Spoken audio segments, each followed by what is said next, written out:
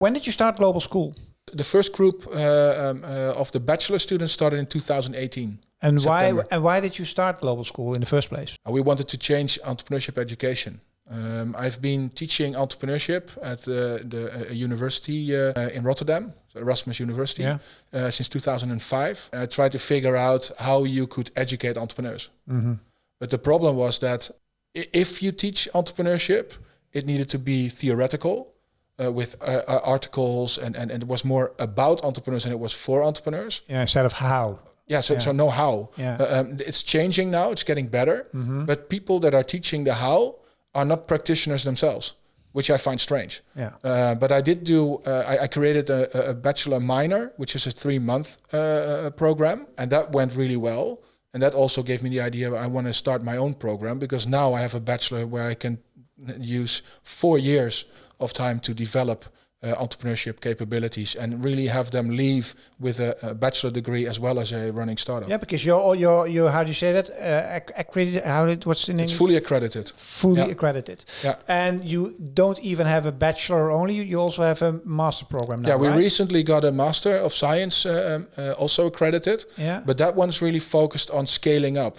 So where the bachelor is all about seeking opportunity, developing an opportunity, and turning that into a business. Mm-hmm. The master is focused on really growing and scaling a business. Okay. And how do you differ as a global school? Because as you said, that there is the regular education programs, the regular universities, and they are also developing and improving stuff.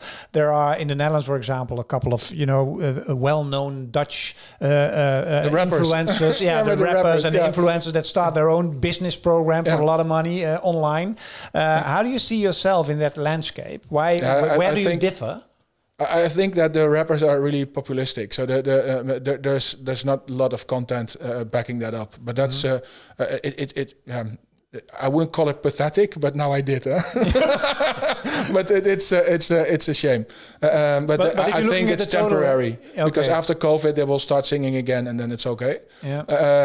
And then there are entrepreneurs who were successful in the past, and they are now creating online trainings with advice to go sit in a ice water tub, which is also fine, but not what we offer. We offer really the trades. We really precisely select content that's needed for the entrepreneur to grow their capabilities. And entrepreneurs, young entrepreneurs, want to be inspired. Who is it? The people that give that fill the program, the teachers, so to say. Are that all entrepreneurs? That differs. The Bachelor of Science program is primarily field experts. Yeah. But also every module is backed with academic foundation. Exactly. But what we teach is primarily the how do you apply, how do you grow this, how do you test this opportunity, how do you build your business model, how do you develop your pricing strategy, that part. And in the master, sorry. So then continue. Yeah, and in the master, we have the more academic, because it's a Master of Science. So there we have a combination of the really precisely selected academics that have entrepreneurial experience, combined with a company like WeGrow. WeGrow has helped internationalize hundreds of bigger startups, scale-ups, like WeTransfer, HelloPrint, and they actually are they teach the how, but the academics, they teach the whole base behind it. If you look at the business model canvas, there's 40 years of business research behind the business model canvas. Yeah. And that's the part that the academics bring in. But then working with models and techniques is what the field experts bring. Yeah, with their own expertise and their own experience. Yeah. So, in fact, what you also say is is it real added value of Global School that there's an ecosystem around it? That's the primary value. Yeah. If you look at the founders of Global School, there's also Unknown Group. And Unknown Group has started Get in the Ring. And Get in the Ring is active in over 120 countries. Yeah. That's also where we get a lot of speakers. Yeah. One example was Toby Rush.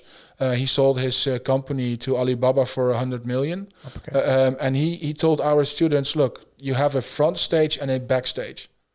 The front stage is your shiny website, and it's the front end. The back end is where the chaos is at while you grow. And often entrepreneurs know their backstage and they compare it to the front stage of their competitor. And then they get a lot of self-doubt. So having that type of advice from an experienced entrepreneur gives them also confidence, like, I got to push through, I got to be resilient. And that's what we offer. Yeah, cool. Where are you now? What if you sketch the program now? How many students? How successful are they? Are there already graduates? We're still small, but we're 10 times bigger than we were when we started in 2018. So it's growing rapidly.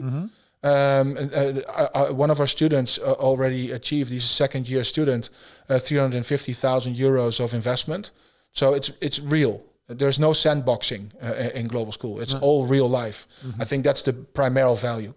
And what's the ideal, maybe a difficult question, but what's the ideal type of student you're looking for? Well, the funny thing is that there's already entrepreneurship in the DNA of our students. They are already they already have entrepreneurial minds. They have a drive to be entrepreneurial. The only thing we do is we mentor them, we guide them, we inspire them, and with that we ignite them to become what they have in mind. And so we really look for students that have this inner drive, this inner calling, and we help them. We also challenge them because most of them come in with drop shipping type of ideas. And get then, rich easy. And the 4-hour work week. But then we are close to again sitting in a tub with ice. But the thing is that we challenge them to start thinking of impact. And because we strongly believe that if you build an impact company, the monetary value will come. And that's where we challenge them. So we have a keen eye on ethics, on sustainability, and this seems like as if it's a choice if you go for profit or non-profit, right? But we took that equation out. What we look for is you have meaningful profit, and you need both to be a sustainable company. And that's once they get that, then they really start growing. Is there a selection process, or can anybody start a bachelor?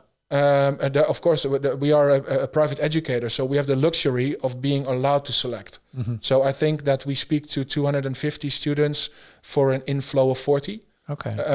And some, they decide themselves that, oh shit, this is too hands-on. I want to play it safe. I'm going to do a theoretical education first. And some, they underestimate what's needed. But there is selection taking place. And how can I enroll the program as a student? Is that one time a year, or as we are a private educator, we're not this mass system, this machine where you have to enroll before May 1st. You can actually contact us all year round, and then we can look at what's a good way to enroll, and they enroll the entire year. And there's solutions because, for instance, we have a 90-day program. Where they actually enter and then take 3 modules, and then they decide, do I want to really enter the bachelor or not? And if they do, and they were successful with the 3 modules, they get exemption, so they don't lose any time. Future plans? Internationalization. How? We put that on hold because of COVID. But we're now looking at Barcelona and Berlin as the first 2 cities. We really want to have cities where there is a good, solid startup ecosystem. Barcelona and Berlin, no-brainers. But what we also see now is because we have this, I have this vision, right?